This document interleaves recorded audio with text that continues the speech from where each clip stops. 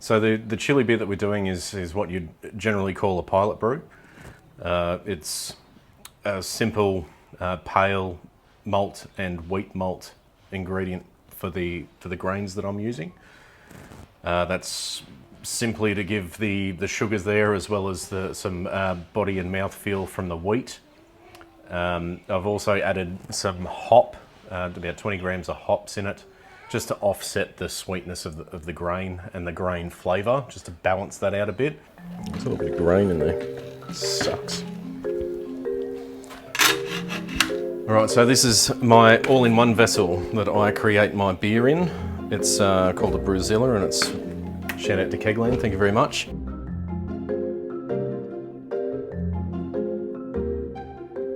One of the most important things in my life is becoming self-sufficient, learning to live sustainably and off-grid. I don't want to be reliant upon the infrastructure that's been built for society. I want to be able to survive on my own.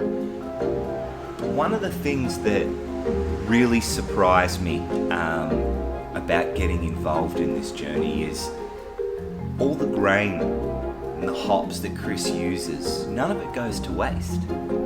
He's got neighbours who have chooks, and he gives all of that grain to the chooks.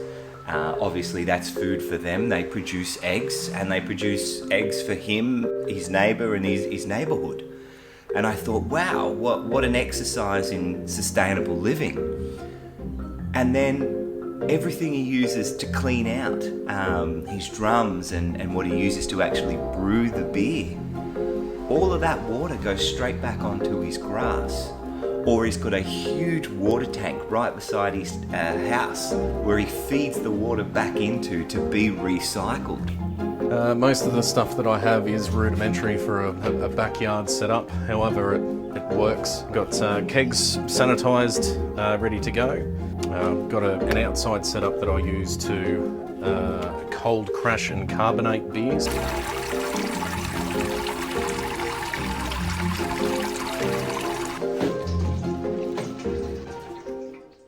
I got into brewing at the start of the pandemic in March 2020.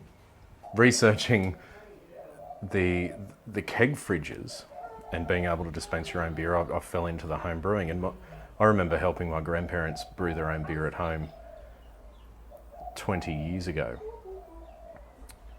So it wasn't second nature, it wasn't first nature to me, it wasn't second nature, but I had an idea of the process before, so I just entered this rabbit hole of beer brewing and different ways that people are doing it nowadays, and how different it was from 20 years ago when my grandparents were doing it, wrapping a heated blanket around their fermenter and bottling beer, and now I can just pour it from home. I've also got my freezer here that has a little bit of hop matter. It's not a lot, but you only use about 20 grams here and there in a single batch. So there's well over a couple of kilos there, which will be able to do me for a fair bit. Sanitisation, cleaning solutions, chemicals for my water. Got a couple of bottles in case I want to go rinse them out and take them to a mate's house if they're having a barbecue or whatnot. Glycol chiller. I've got a miller for the grains, and my grain storage there as well, which I need to get another couple of bags of grain. So they come in 25 kilo bags.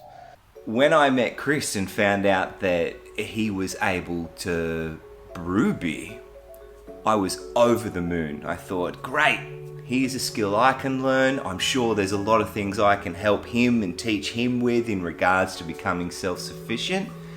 Let's do a collaboration. Obviously, becoming self-sufficient, sustainable living and creating an environment that our future generations can be proud of is so important to me.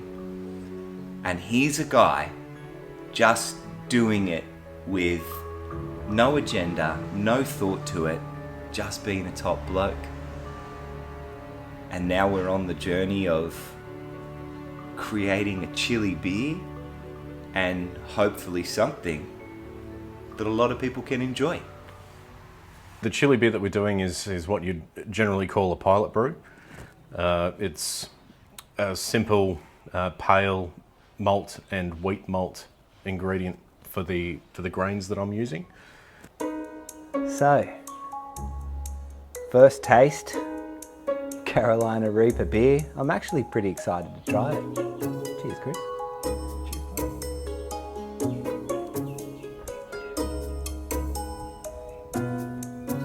Oh wow!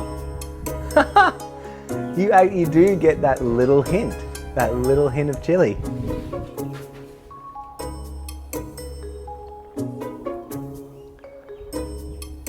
I think that's magic.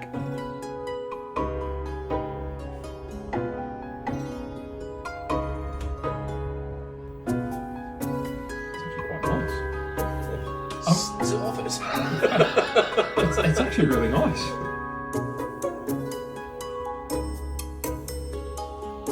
I'm a little bit hesitant. I pride myself on my beers. I'm my own worst critic. Well, it's Carolina Reaper chili beer. Let's have a go. It smells like a draft beer, similar to Carlton Draft.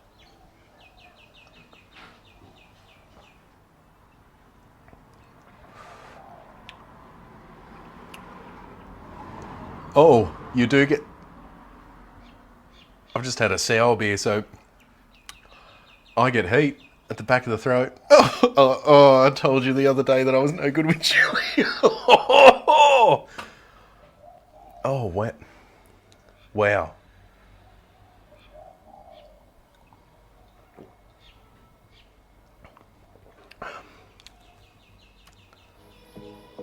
And our first batch of chili beer, Carolina Reaper chili beer to be more specific, is done.